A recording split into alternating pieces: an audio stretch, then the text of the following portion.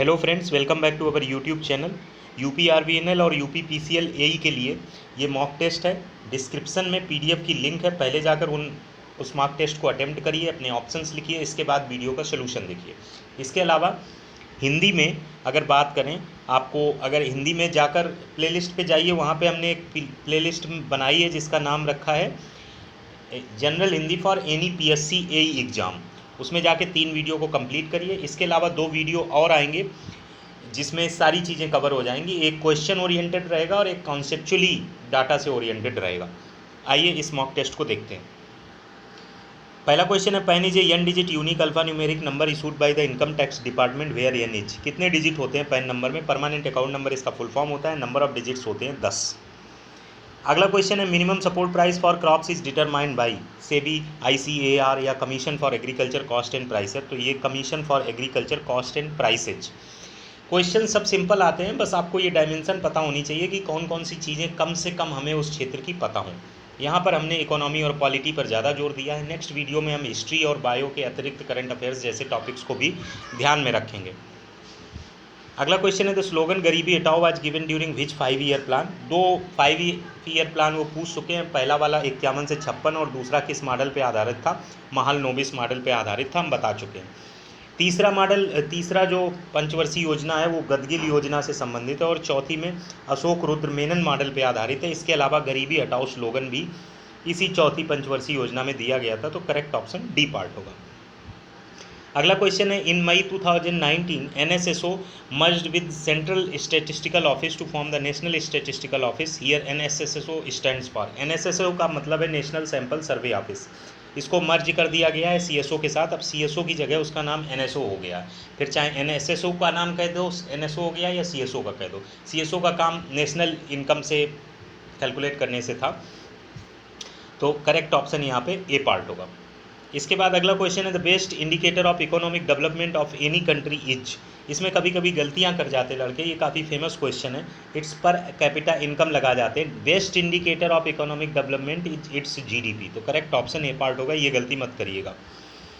इसके बाद अगला क्वेश्चन है, which of the following is correct sequence of various destination values in the preamble of the constitution. इसको याद रखने का तरीका है, जले पे नमक मत छिड़को या नमक मत फेंको, या जले याद कर लो, जस्टिस लिबर्टी इक्वलिटी फ्रेटर्निटी। अगर आप भूल जाते हैं, बाकी कुछ लोगों को प्रीएम्बल रटी होती है तो उसमें कोई दिक्कत नहीं है। Justice liberty equality fraternity.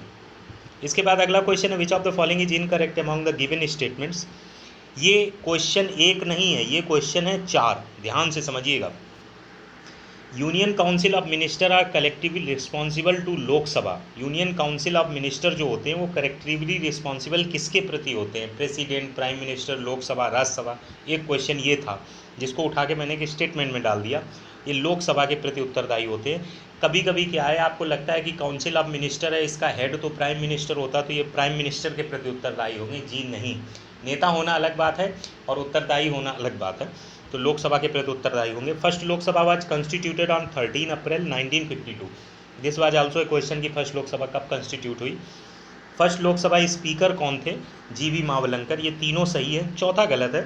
First deputy speaker of Lok Sabha was M N. Kaul. ये फर्स्ट सेक्रेटरी जनरल थे लोकसभा के। First deputy speaker N A. या अयंगर करके कुछ थे, वो भी अयंगर है, A.N. अयंगर कुछ करके है, तो वो फर्स्ट डिप्यूटी स्पीकर थे। तो करेक्ट ऑप्शन डी पार्ट होगा, जो कि इनकरेक्ट है। इस हिसाब से ये चीज़ें आपकी तैयार हुई। देखने में एक क्वेश्चन है, but it is informative at least for the 4 question. अगले क्वेश्चन की तरफ बढ़ते हैं। अगला क्वेश्चन है, which part of Indian constitution deals with fundamental duties. देखिए, इससे से रिलेट करके 4 चीज़ें बनती हैं। फंडामेंटल ड्यूटीज पार्ट 4A में है। जनरली पार्ट 4 कभी कभी धोखे से लग जाता है, वो गलती नहीं होगी। कौन सा फंडामेंटल ड्यूटीज में पार्ट 4A में है? और ये भी पूछा जाता है कि 51A आर्टिकल किसके थ्रू जोड़ा गया था? तो 86 अमेंडमेंट 2002 के तहत 51A आर्टिकल जोड़ा गया था। ये चीज़ याद रखिएगा।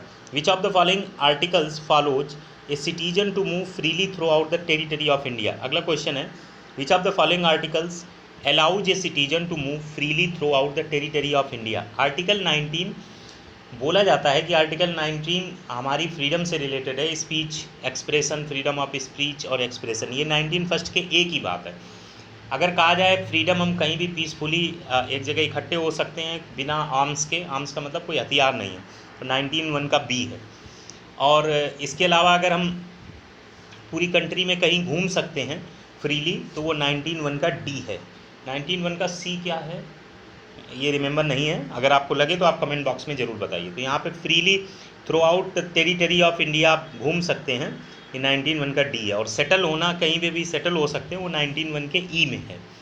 तो यहाँ करेक्ट ऑप्शन डी पार्ट होगा। इस तरीके के क्वेश्चन अब पूछे जाने लगे, पहले वो केवल यही पूछते थे कि फ्रीडम ऑफ स्पीच किस आर्टिकल से रिलेटेड है, लेकिन ऐसे क्वेश्चन भी बनने लगे। जैसे जैसे एग्जाम होते चले जाएंगे, क्रिएटिविटी और क्वालिटी ऑफ क्वेश्चंस दूसरे की तुलना में डिफ़िकल्ट और वैसे देखा जाए तो क्रिएटिव होती चली जाएगी। या और आर्टिकल 21 बहुत पूछा जाता है, वो फ्रीडम ऑफ स्पीच से नहीं है, वो रिलेटेड टू प्राइवेसी से है। आर्टिकल 21 और 19 याद रखिएगा। अगला question, choose the incorrect statement from the following. इसमें भी बहुत इंपॉर्टेंट है, ये टॉपिक बार बार पूछा जाता है एग्जामों में, ज्वाइंट सिटिंग से रिलेटेड। पहले तो ज्वाइंट सिटिंग करनी क्यों पड़ती है, इसके पीछे रीज़न होते हैं। पहला रीज़न ये होता है कि मान लो कोई बिल है वो पास नहीं किया, किसी दो सभाओं में किसी एक सभा ने पास नहीं किया। दूसरा रीज़न ये होता है कि किसी सदन ने काफ़ी समय तक 6 महीने से ज़्यादा रख लिया, उसको वापस नहीं लौटाया। ऐसी कंडीशंस में, या सहमति नहीं है आपस में, दोनों सदनों में सहमति नहीं बन रही किसी बिल पे, तो ऐसी कंडीशन में राष्ट्रपति प्रेसिडेंट समन करता है, मतलब बुलाता है ज्वाइंट सिटिंग। और जो ज्वाइंट सिटिंग की अध्यक्षता होती है वो करता है आपका स्पीकर ऑफ लोकसभा।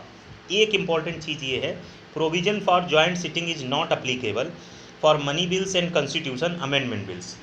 जो मनी बिल और कॉन्स्टिट्यूशन अमेंडमेंट बिल है, इन पे ज्वाइंट सिटिंग का प्रोविजन अप्लीकेबल ही नहीं है। Speaker of Lok Sabha presides over the joint sitting of the Lok Sabha and Rajya Sabha, बिल्कुल सही बात है। President of India summons the joint sitting, एकदम सही है। इन absence of speaker and deputy speaker of Lok Sabha, chairman of Rajya Sabha presides over the joint sitting. Never, chairman कभी नहीं करता है, डिप्यूटी चेयरमैन करता है। इस चीज़ को याद रखिए, डिप्यूटी चेयरमैन इसकी राज्यसभा की presides over the joint sitting करता है। तो correct, incorrect option D part हो जाएगा। बाकी इससे रिलेट करके अगर कुछ भी क्वेश्चन आए तो आपका गलत नहीं होगा। सबसे ज़्यादा क्वेश्चन यही आता है कि ज्वाइंट सिटिंग लोकसभा राज्यसभा की प्रीसीडिंग यानी अध्यक्षता कौन करता है, तो स्पीकर ऑफ लोकसभा। इसमें कहीं राष्ट्रपति न लगा के आ जाइए, ये हैबिचुअल मतलब गलती रहती है लोगों की।